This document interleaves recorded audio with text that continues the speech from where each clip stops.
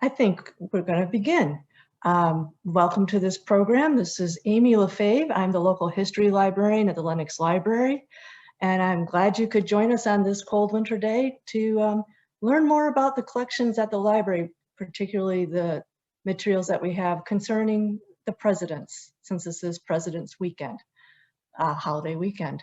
I am speaking from the Special Collections Room in the library, formerly the Goodman Room, and before that, the Judges' Chambers of the old county courthouse.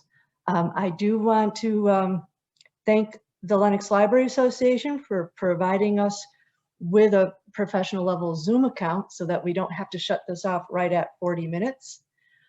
Also, I would like to point out that we are recording this program because we're going to share it on the library's YouTube channel. We're also going to share it with CTSB, so just an awareness of that. I ask you to all remain muted during the presentation. At the end, I will take questions and answers, at which time you can unmute yourselves. If you think of a question while the program is going on, just type the question in the chat room, and then at the end I can look at the chat and answer the questions then. So welcome. So our collection here at the library is a mixture. There's the typical things that people think of when they have something really neat that they want to donate to the library. For instance, we have a collection of presidential medals. They were donated by Margaret Stanley in 1974. Miss Margaret Stanley lived in Pittsfield. She was actually a librarian herself. And here's an example of one of them. This is Martin Van Buren on the front.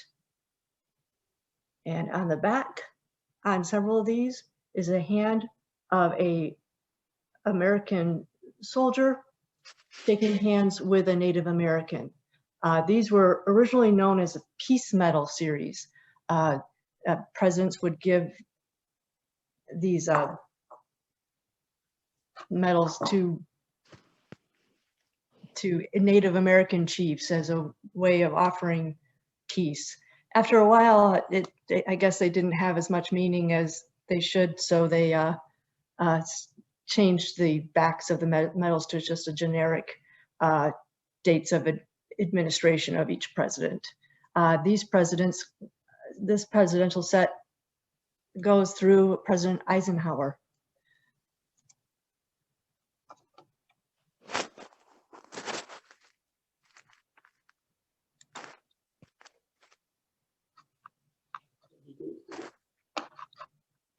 If we can make sure we mute ourselves, that would be great.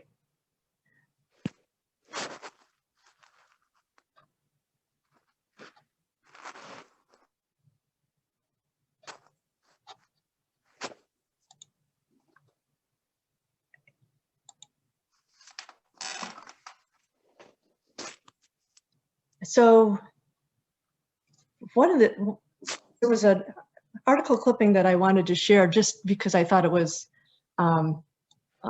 amusing. It was from 1913, and it describes these presidents' medals so that Americans in the year 2000 can realize just how we appeared in office in ye ancient year of our Lord, 1913. President Wilson will soon pose for a medal. It will be the Presidential Medal. I just thought that an article from 1913 talking about the year 2000 as being so far off was neat. So that's the kind of thing that you might commonly find in a library, that kind of gift. But the next gift I want to talk about is a little more unusual than that. And it starts with the story of Professor Thomas Eggleston, who founded the School of Mines at Columbia College, now Columbia University, in 1864. Professor Eggleston had a summer home on the corner of West Street and Main Street. It's now the location of the Adams Bank. And he was the descendant of Major Azariah Eggleston, his grandfather, and also General John Patterson, his great-grandfather. And he found it rather odd that in Lenox, these two men who were pretty prominent in the Revolutionary War didn't have much to remember them by. So he did some more research and in fact wrote a biographical sketch of his grandfather, Major Eggleston, but also a full-fledged book of his great-grandfather, General John Patterson.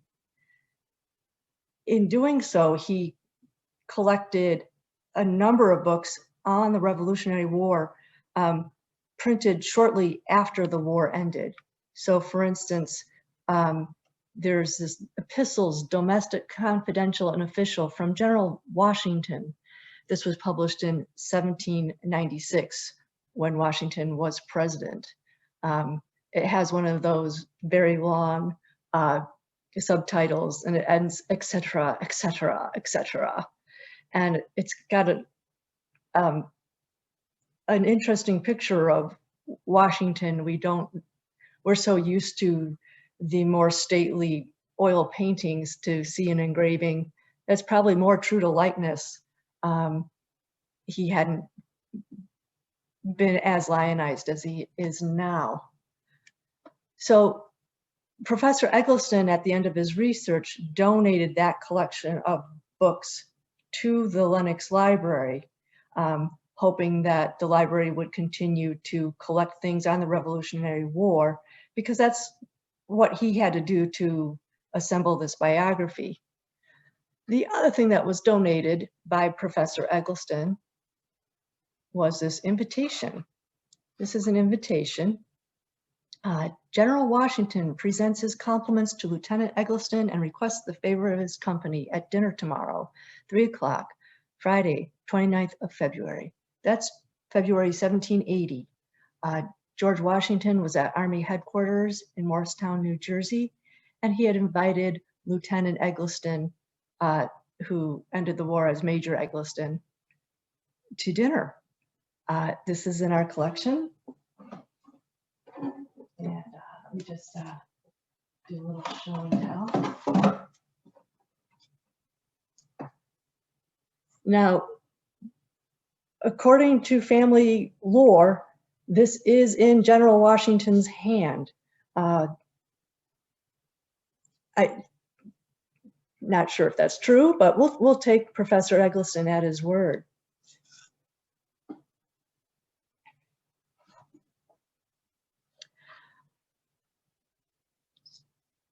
We have the provenance of that letter pretty well nailed down, but this item is something that has been in our Cater vault since we moved back to the library after the 2004 construction.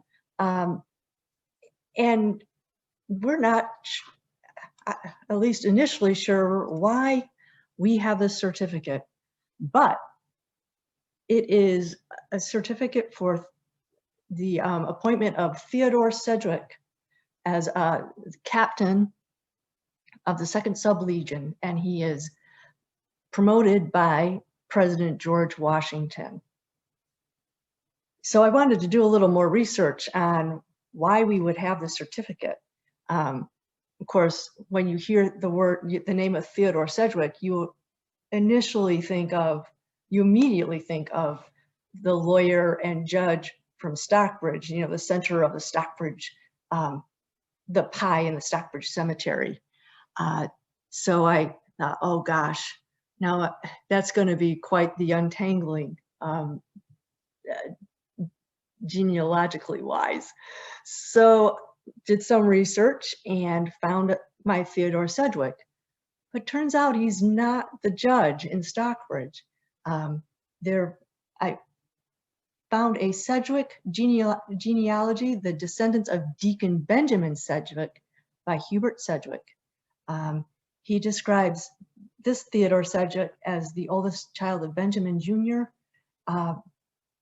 died in Lee, Massachusetts in 1843. And then this genealogy goes on to describe this certificate as well as the certificate appointing him as lieutenant. So this is his promotion. So describing those two certificates in pretty good detail. Theodore had a son named George Washington Sedgwick and a grandson named Lee Massachusetts Sedgwick. So I did some more research, and the next book I found was a biographical sketch of George Washington Sedgwick of Kansas City, and it's in the Centennial History of Missouri by Walter Barlow Stevens in 1921. In that biographical sketch, he not only describes these two certificates, he quotes them in full. So let me do that for you now. To George Washington, President of the United States, to all those who shall see these presents, greeting. Know ye that reposing special trust and confidence in the patriotism, valor, fidelity, and abilities of Theodore Sedgwick, I have nominated, and by and with the advice of the Senate, do appoint him a captain in the 2nd Sub-Legion in the service of the United States to take rank from the 29th day of December, 1793.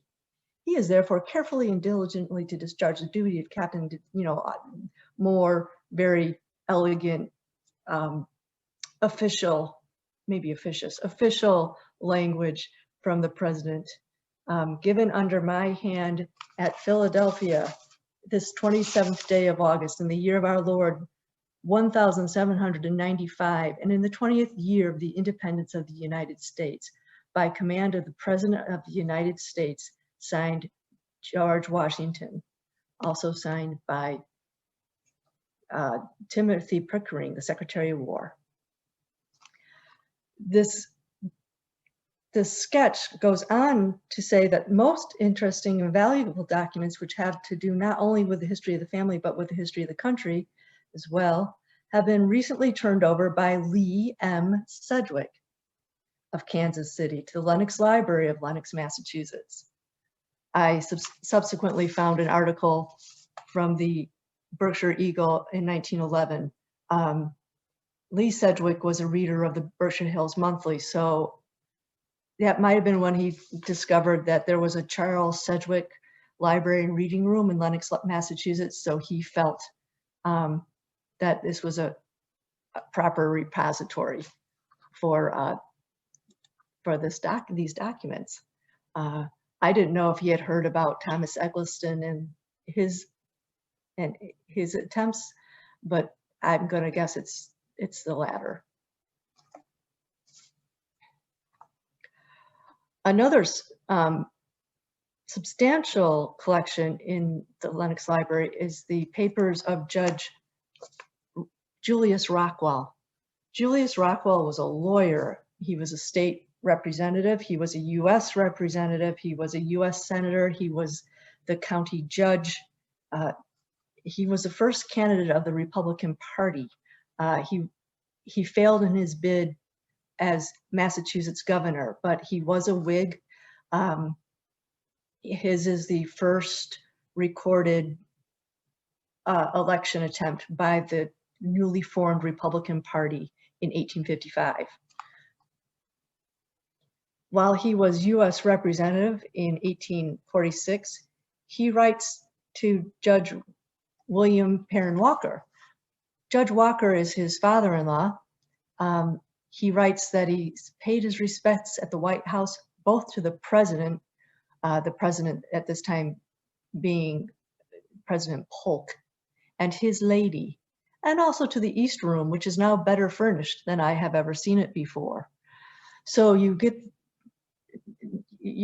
a few things in there that he's visited the president, but it's not his first trip to the East Room.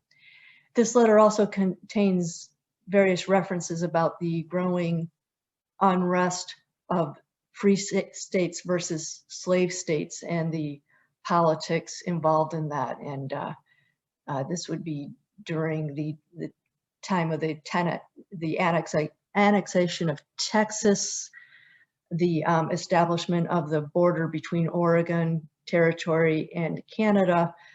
So there's California is coming up next. So there's questions of admitting territories and deciding whether those territories are allowed to hold slaves or not.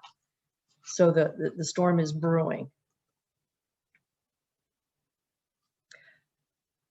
Here is an early picture of the home of Judge William Perrin Walker. We know this is the Walker House on the corner of Kemble and Walker. It is also the home of Judge Walker's daughters. I think that if Lin Manuel Miranda were to write a musical about Judge Rockwell, which he probably won't because he never fought in a duel, but there'd have to be a song about the Walker sisters. So I hear Lucy and Sarah and Fanny. Lucy is, of course, the wife of Judge Walker. Her sister Sarah marries another judge, Supreme Court Judge David Davis. Davis and Rockwell clerked together in Lenox. Davis would move to the hinterlands of Bloomington, where he would meet another lawyer by the name of Abraham Lincoln. Meanwhile, Rockwell is involved with other local politicians, including William C. Plunkett of Adams. He describes barn-burning locos and dissatisfied Whigs, locos voting for Van Buren. So they're talking about the upcoming 1848 presidential race. Free soil, barn burners, just as a way of saying different factions of parties is nothing new. There's locos is short for locos focos. And loco focos is a loco foco is a Spanish term for a match. So they're lighting a match, that they're related to the barn burners for that reason. They were anti-slavery, anti-banking, working class Democrats. The Whigs were successors to the Federalists. They were anti-President Jackson. The Free Soil Party was anti-slavery and anti-President Taylor. They were former Whigs. There's also discussions in these letters of the Know-Nothings. They got their name from the Secret Order of the Star-Spangled Banner, and they would say, "I know nothing."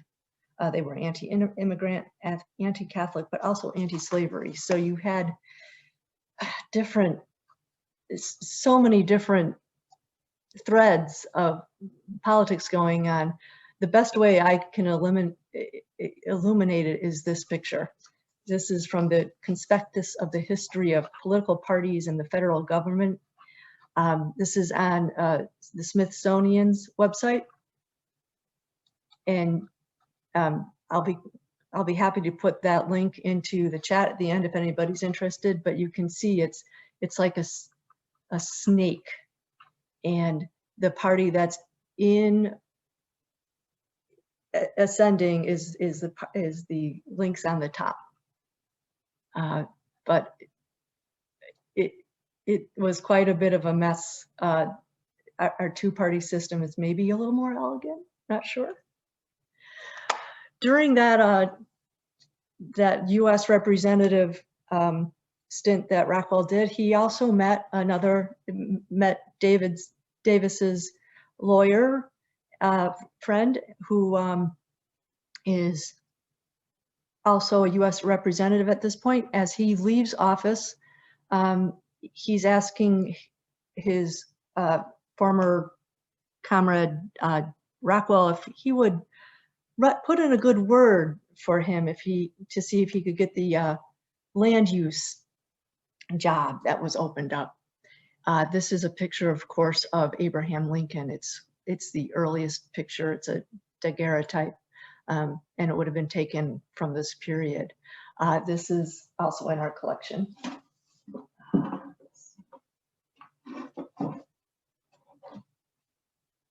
And again, it's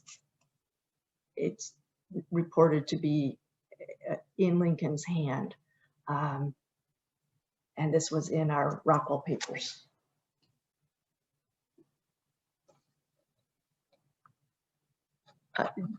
Rockwell said yes, by the way. This letter is no longer in our collection. It is a package of letters that are now being held at the Library of Congress. This is David Davis writing to his brother-in-law, and he's writing about the senatorial race in Illinois now. And again, bringing up terms of talking about if the vote gets in, if it's received, I would rather live under a Russian despotism, depend on it, that there will be bloodshed on the day of the election. So again, nothing new under the sun. But this is he's writing to Rockwell about the Lincoln-Douglas debates and having the text, because by now Davis is Lincoln's campaign manager.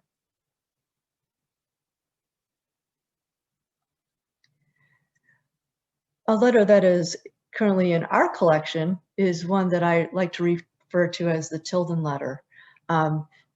Now, Davis is writing to Rockwell. Rockwell and his wife, Lucy, are now living at the Walker House in Lenox. And he writes to Julius about, domestic things like the poor corn crop in Illinois and the effect of the Panic of 1873 still having a depressing effect on real estate prices in Bloomington. But he also writes that he has no doubt that Tilden was cheated. And he also writes, of course, my free comments are for your eyes only. Well, oops, we're showing that a little bit. He writes, I have no doubt that Tilden was cheated, but investigations won't make it any plainer. And the people in my part of the country want the presidential election and the memories of the war buried out of sight so they can work out their own affairs and save themselves from pecuniary ruin. There's a few things to know about this.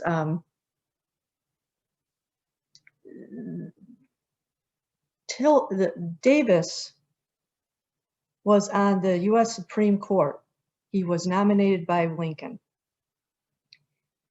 When it came time for the Hayes versus Tilden resolution, an electoral commission was appointed, and Davis was asked to be on that commission as a Supreme Court member.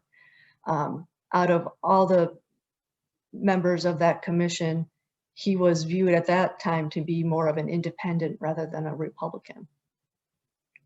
He refuses because at that time, the Illinois legislature appoints him as their US senator. So he feels duty-bound to take that position.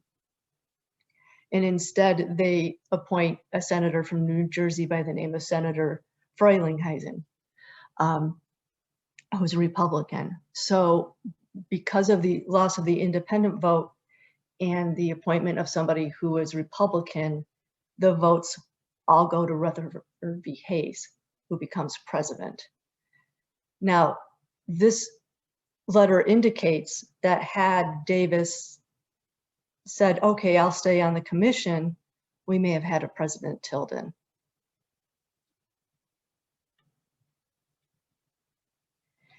And here is Senator Frelinghuysen. He becomes Secretary of State under the Chester Arthur administration. I'm also showing a picture of his summer home here in Lenox on the corner of Kemble and Walker. As it turns out, right next door to the Walker House. I do want to point out that this is built in 1888, and so it was built by Secretary of State's widow, Matilda Griswold Frelinghuysen, but stately nevertheless.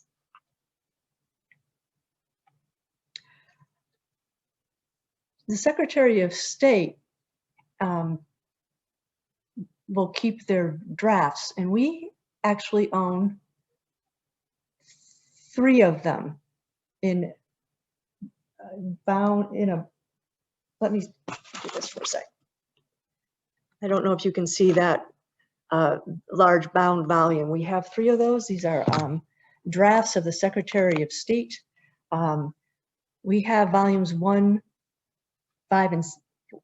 2, and 6. I'm not sure where 3, 4, and 5 went, but they would be communiques drafted to other, heads of state, other diplomats, trying to arrange treaties. This one, there's correspondence with the Kingdom of Korea, spelled with a C, because the U.S. was just about, they were beginning diplomatic relations with the Kingdom of Korea.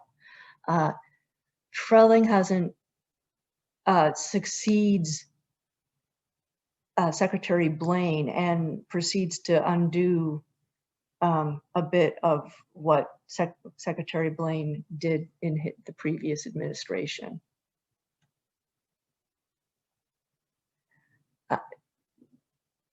Chester Arthur is succeeded. Let me make sure I've got all.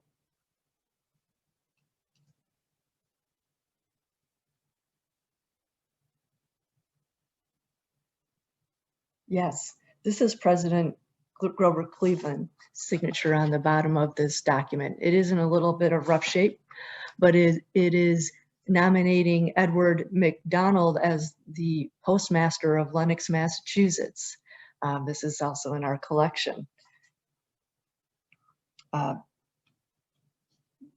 President Cleveland, Grover Cleveland, is, I believe, unique in that he is elected twice, but with a president in between. So he loses his bid for re-election, but then gives it another go and is re-elected with an interregnum, so to speak. And it's during that interregnum that he is invited to stay in Lenox. There's many stories in the local papers about being sure that the president, whoever the president is going to come to visit. Sometimes they pan out, sometimes they don't. In this case, the president does not visit, but his wife does. This is a picture of our reading room. Now you may be wondering why we have this shot. The reading room was built in late 1888. It is built as an assembly hall. It's built to replace the function of the old courtroom. The courtroom upstairs had functioned as an assembly hall when the courts moved to Pittsfield. There was some question about the safety of using it for that purpose. So the owners of the Charles Sedgwick Library decided to go ahead and invest in this reading room, largely on the due to the efforts of Augustus Schermerhorn. And it looked more like this. Now this isn't the best picture because it looks like it's in between programs, but if you're familiar with the room now, you can see the medallion. There's no gallery. Where the little children's room is now is a 2-story stage. Right now there's a drop over it. But this would have been where a ball was held in honor of Mrs. Cleveland. Mrs. Cleveland came to visit in October 1889. This was one of the first big events in the hall. She was there on the invitation of Mrs. Whitney. Now, Miss Williams Collins Whitney was the Secretary of Navy for President Cleveland. He rented Ventfort Hall before he built October Mountain, the antlers at a estate at October Mountain. And when he rented Ventfort, it was not Ventfort Hall yet. It was still the Haggerty place. He was in the cabinet with Secretary of, I believe it was War, Mr. Endicott. Mr. Endicott's son was getting married to a cottager's granddaughter. So Samuel Gray Ward's granddaughter, Louise Theron, was getting married to Mr. Endicott. And everyone was here to ostensibly attend the wedding, but they were more here to go to the ball that Mrs. Whitney was throwing for Mrs. Cleveland. This room was decorated with autumn leaves and hung with yellow curtains. A Hungarian band furnished music, large tent in the rear of the stage for the supper. Numerous small tables so that all could be accommodated. Various descriptions of what Mrs. Cleveland wore, both to the wedding and to this reception, as well as the reception at General Barlow's house, which is where the Endicotts were staying, across the street from Ventfort. In fact, I think there was more interest in what Mrs. Cleveland was wearing than there was interest in what the poor bride was wearing. So to recap, Oakswood, which was the home of the Wards, they have now moved from Highwood. This is located on the property of the present Berkshire Country Day School, and the Stokes talked of, when they bought the property, the Stokes of Shadowbrook thought that perhaps they could turn this into stables. It burned down. So this is the home. This is where the wedding took place. Here's the home of General Barlow. This is Sunnybanks. It's still extant on Walker Street. And this is where the Secretary Endicott and his wife and son were staying before they attended this wedding. And here's Ventfort, owned by Mrs. Haggerty, being rented out for the season by Secretary Whitney and Mrs. Whitney before moving on to the Antlers.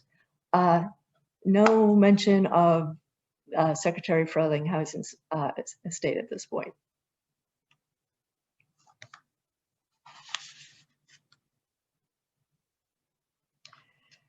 So the next slide is going to show a piece of wood.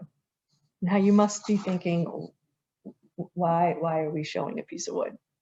But this was donated by Tom Fiorini, and he claims that it is, and don't have any other reason not to believe him, that is a block from a beech planted by President McKinley as he came for a visit to Windhurst. This tree was cut down recently. So here's a picture of Windhurst. We locals probably know it better as Cranwell, although I believe it is now back to being called Windhurst. I don't believe that's a beech tree, and I don't believe, I believe that's a birch tree, not quite sure that that's the tree in question that was cut down.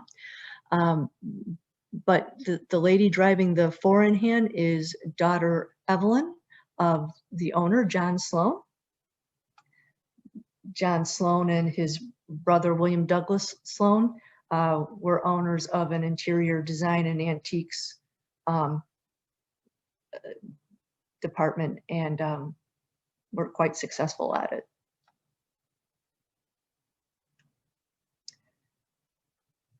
Now, here is a headline from the Berkshire Eagle in September 1897. It describes McKinley coming to Lenox. He's also come to visit another friend, William Plunkett of Adams, the son of the William Plunkett who wrote to Rockwell back when Rockwell was a US representative. Another elaborate dinner took place. This one, instead of being held at Sedgwick Hall, by now the cottagers are building their own ballrooms. They don't need to use Sedgwick Hall as much. And in fact, the ballroom at Wyndhurst was put to good use. There was also a magnificent display of the newfangled electric lighting. One set of strings was set up to light up to read "Our President." There were red, white, and blue lights.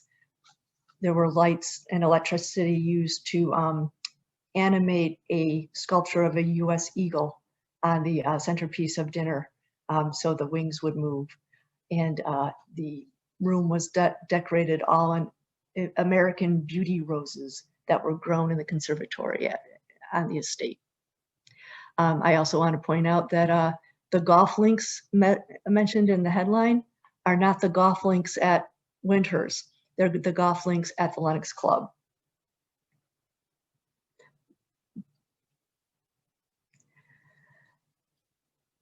Moving on to our next president, that would be President Woodrow Wilson. This is I think it's more like a newswire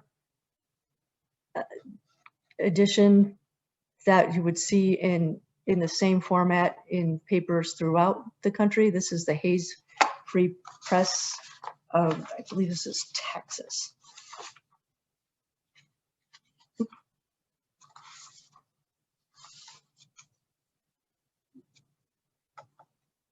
And here's the same sheet.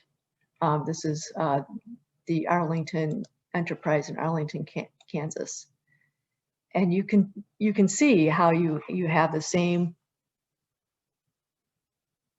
image on both pages, but in Texas we also have a column on farm poultry, while in Kansas we have an ad for beautiful long hair for girls.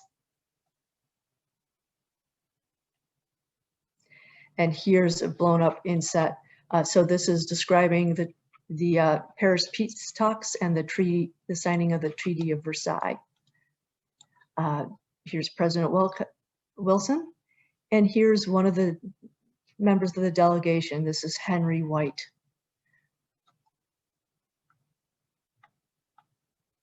So Henry White is a noted American diplomat. He's chosen by President Wilson, who's a Democrat, as the sole Republican of the 5-member American Peace Commissioners to represent the US in the Paris peace talks. It was hoped that he would also be able to persuade his friend Henry Cabot Lodge, who is the Senate Majority Leader at the time, to ratify said treaty, which also included the blueprint for the League of Nations that was created by President Wilson. His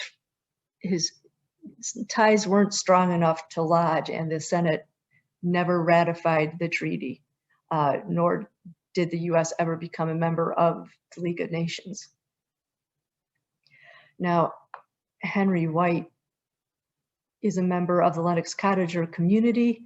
At this time, he is a widower, as is Mrs. William Douglas Sloan. And the two of them marry in 1920. Mrs. William Douglas Sloan, of course, is the former Emily Vanderbilt, and this is her home, and becomes Henry White's home, Elm Court.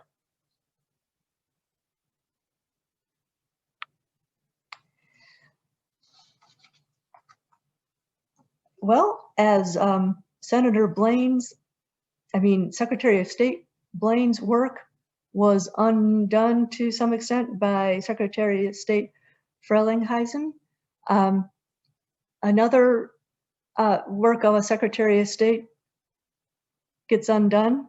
Henry White's, not necessarily a Secretary of State, an ambassador, but despite his work with trying to get the Treaty of Versailles ratified, his failure meant that the war, America's involvement in the war, never quite ended until this moment. This is President Harding. He's signing the resolution declaring the war with Germany and Austria-Hungary at an end. He is signing it in a house in Raritan, New Jersey, and it is the home of Senator Frelinghuysen. So I thought, well, now why do we have this in our collection? Is the senator a son of our Secretary of State? Well, no, it turns out he's not. He is the first cousin once removed. There's a little boy in the picture. That son marries Sarah Eggleston Lanier's great-granddaughter, Emily Lawrence. Sarah Eggleston Lanier is Professor Eggleston's sister. But there's no connection with the senator from New Jersey to Lenox that I've been able to ascertain. When President Harding is signing this document, it interrupts a round of golf. He comes into the house as the envoy delivers the papers. He signs the papers, he says, that's it, and he goes back out to play some more golf.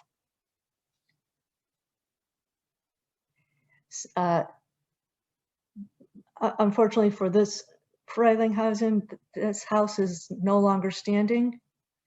It is now a electronics store, and I believe there's a Burger King nearby as well. Not as elegant an ending as we have in our Lenox community, I must say. But I can't end with that. I would rather end with a picture from Lenox. This is the Patterson Monument. This was the culmination of Professor Eggleston's efforts to remember his great-grandfather. This photo is by Louis Lamone, and those of you may know Louis Lamone as the studio photographer for Norman Rockwell. Norman and Julius are related, although you do have to go back to the 1500s in merry old England to find the common ancestor. So I hope you enjoyed this presentation. I have to admit, it was a little nerve-wracking because talking to a Zoom screen is a bit odd, but I appreciate you all coming and spending your time with us. So let's see if I can unmute you all. We can unmute ourselves. I just unmuted me. Thank you, Amy. Oh, thank you, Rosamel. I'm so glad. Everybody can unmute themselves. I think that's what I'm going to ask to do because I'm sure there's a function for me to do this as host, but frankly, and you don't need to unmute yourselves either, but if you have any questions, now's the time to ask.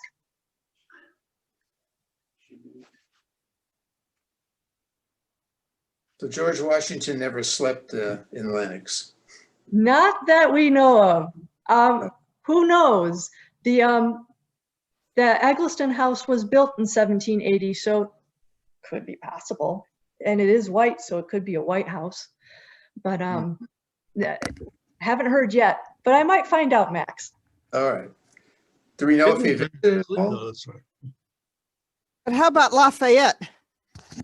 Lafayette, I believe He Pastor, was in Pittsfield, so he Yes. probably came to Lenox too. he may have. Didn't, Amy, go ahead, Terry. didn't Cleveland spend a couple of fishing trips down in Tyringham? Yes, yes. And he did some hanky panky somewhere along the line too, I think. Oh, yes, yes. What is it? There was a campaign slogan, something Yeah, about I forgot what it was, but who's your ma? Pa, who's your ma, or something. Ma, who's your pa? something like that. Yes, Yeah. well, but it wasn't sung here.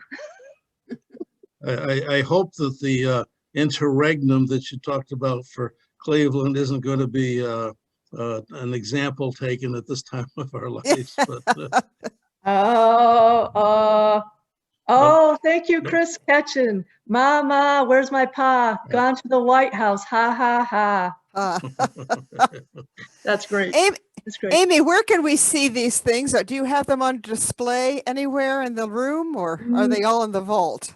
They'll go back in the vault. Okay. Currently, they're not on display, but mostly because we're limiting time spent in the library. We don't. Uh-huh. But certainly, once we can all spend more time together, it would make a great exhibit. Thank 'Cause you. Holding things up to a camera, it doesn't have the same effect. No. You really need to see it. Amy, Hey, do you James. have a catalog of these artifacts, these holdings? Okay, you answered it. You Thank answered you. Okay. That is one of my goals. Someday. Before I retire, MJ, that is one of my goals. So you mean the Library of Congress doesn't know? We know that what they have, but they don't know that you have what you have. Not no- yet. Oh, good. Well, you got to get them in. Yeah. Yes. I volunteer to come help. Good. There you go, Amy. When we give access. Yeah. All right, I'll remember that, Rosamund. Anyone else with any questions? Gosh. You almost, Amy, you almost need a genealogical tree for all these cottagers and their interrelationships. I know, and that would make it'd be more like a thorn bush, I think. I mean, Yeah. they stayed together for sure. Between that and trying to figure out the Theodore Sedgwicks, lots of time spent. And then your next presentation should be on bringing the UN to Lenox, right? Right. That would have been interesting. Can you imagine? How would you have liked that, Chris? Well, Oh, maybe at Tanglewood. maybe a Tanglewood.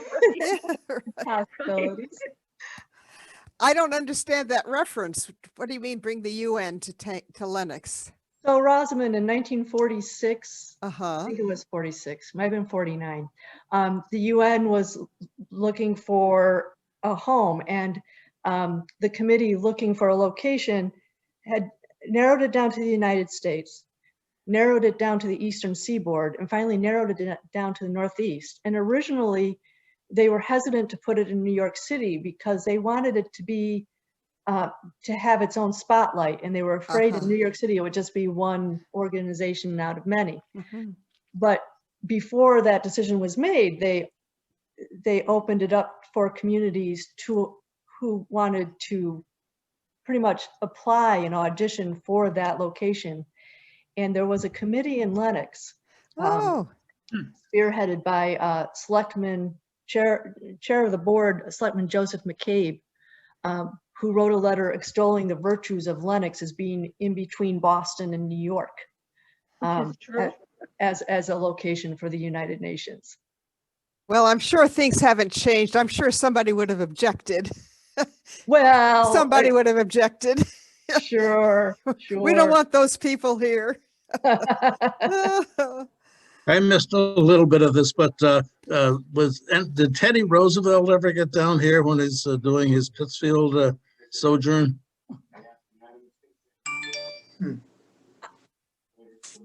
I don't know.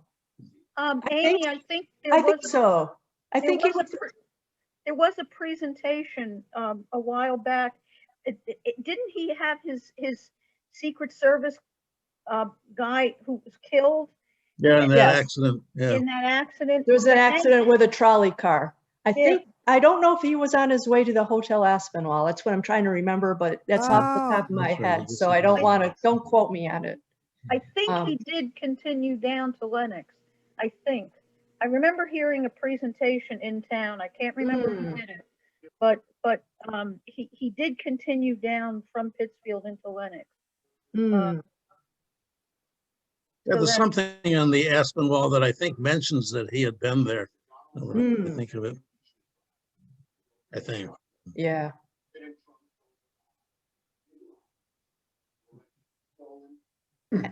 Anyone else with any questions? Well, when are you going to do another one of these? This is wonderful. Any topic you choose, I'm sure will be beautifully done. Oh, Rosalind, thank you. Well, we, not to get into the weeds too much, but as with any organization, and particularly the departments of this town with the pandemic, it's been all hands on deck making things work in the time of COVID. So I've been delayed in diving into this space and working on that inventory, so I'm sure there's some more neat things to uncover, and I do have some ideas in line to go. I think the next one that I'd like to do, but I don't have a date for it yet, is on the history of this building itself, Ah, good. because there are so many stories, and there's even a possible Geraldo Rivera moment with, was it Capone's vault or something? So I think we'd enjoy that. But I'd like to do it so that I can maybe walk around the building with a camera rather than parking myself in front of a computer screen. So, but that one's in the works, and there's other ones. So I will keep you in tune. I'll keep you apprised. We're talking here at the library about setting up a separate list of folks who are interested in local history programs, so that when we send out an e-blast, it goes to the people who want to know and not the general list. So look for ways to get on that list. That's going to be coming. So Good. Amy, you said that room was at one point the judge's chambers? yeah, I believe so. I have to, I'm left and right challenged. But this is the 1858 addition to the courthouse. And at that time, they added bigger judges' chambers as well as a space for the law library. So I believe this is the judges' chambers off the old courtroom. Can you speak a little bit about the difference between, can you hear me? Yes, I can. Dan Pelton, can you speak a little bit about the difference between the picture you showed us of the Wells ballroom and what we see there today? I appreciated that you said that anyway, I couldn't see any of the woodwork that used to be there, and I wondered what happened to it. Yeah, I have some other pictures, Susanna. Next time you're here to do work at the library, I can pull those out for you. But the pictures didn't give as grand a scope of the room. Let me see. So it seems to me most of the architectural detail in that room disappeared. Am I right? Oh, yes. Oh, absolutely. Let me see if I can pull that Was it in picture up such again. bad repair it couldn't be saved, or it was an architectural decision, or what? I believe it was an architectural decision, Suzanne, because keep in mind when that change, when we added the Wells Gallery, it was in 1965. So think about what architectural style was in vogue then. very clean lines. So it was the cat's meow in 1965, but my goodness. So But today we shudder at what was erased. In those days, it was, we're giving you something new that you'll love even more. If you Right. want to have something to shudder about, the Senate just acquitted the orange guy. oh, Terry, oh, okay, all right, yep. Mhm. You had to ruin the afternoon, huh? Okay, well, Yeah, that's no surprise. Suzanne, the dental molding on the very tip top is still there. But sure, I mean, some of the windows facing the Curtis are now covered to display artwork in the wells. Yeah, it definitely was a gorgeous example of Victorian style. Amy, did I just hear you say that the Wells Gallery had windows on the south side then? Let's see. Yes. Yes. And those were covered over? Yes. They were windows similar to the ones on the east side facing the parking lot now.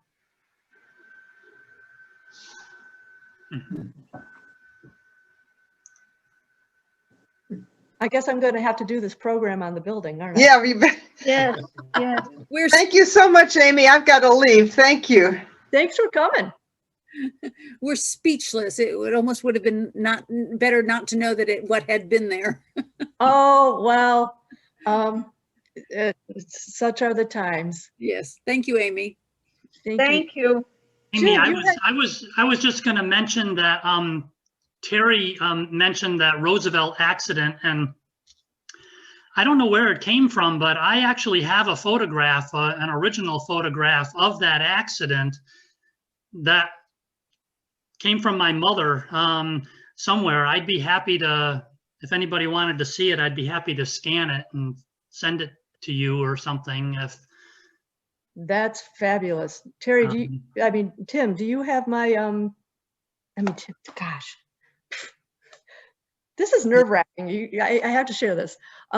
Jim, do you have my email address? I can probably find it at the library. There must be one. Yes. Let me see if, let me put it in, let me put it in the chat. And then you can, if you were willing to scan that and send that to me, I would greatly appreciate it. That was on South Street, wasn't it? Yeah, I was wondering that myself. I wasn't sure exactly. I mean, didn't the trolley come all the way to Lenox at that point? I'm not sure. So I didn't know exactly where. I think it was right near the country club. It was very As I close. recall. It was coming down the hill, I think. Well, yeah, okay. And there was it was on South Street. it was. Yeah. I believe there was a spur that went into Lenox Dale. We actually have a letter that Augustus Schermerhorn wrote to the Lee Valley Gleaner protesting the proposal to continue the trolley line into downtown Lenox. And he won his objection. So we almost had a trolley. So the trolley spur came up from the Dale, from Lenox, I think maybe Lenox Station, and came up and terminated at the corner of Housatonic and Church. Amy, did you just mention the name of a newspaper in Lee? Yes, yes. What was that? The Lee Valley Gleaner, also known as the Berkshire Gleaner. When did that exist? From the 1850s to I think the 1940s. The Lee Library has quite a few copies, and they have digitized them, and you can access those on the Lee Library's website. And I have a link to that link on the local history resources section of our webpage. For what it's worth, you mentioned the gentleman in Lee, Massachusetts, forgot the last name, but for what it's worth, our number 2 son, Christopher, was born about 2 weeks after we moved into the Berkshires. and his name is Christopher Lee Weaver, for whatever that's worth. Ah, Not but his middle Christopher name is Lee, in Massachusetts. Oh, no, Massachusetts. So, I thought, oh my gosh.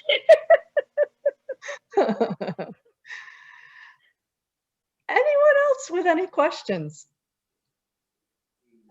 I think this local history is so fascinating. I mean, there's so much here. There's so much. There is. It's amazing. I'm so glad we decided that we needed to put some more manpower or woman Resources. power, as it were, into it. So, well, if anyone thinks of anything, just I put my email in the chat. Yeah, and thank you for just- that. Yeah, thank you. And just email me and I'll try to answer. And then how will we let you know, Amy, that we want to be on, you know, your heads up list for any local history? Well, Director O'Neill will be, and I will be working on something. I don't know whether it'll be part of an email blast where there'll be a form on the website to indicate interest not only in general news, but, you know, local history news, or maybe you have children and you want to hear specifically about what's going on in the youth department, but not everybody has to hear what's going on in the youth department or local history. So Okay, a more targeted list. Okay. But we'll Thank let you know. good. Thank you, Amy. You're welcome. Thank you. Thank very you. nice. Welcome. Good Thank job. you. Bye, Charlotte. Thank you. Yes. Hi, Charlotte.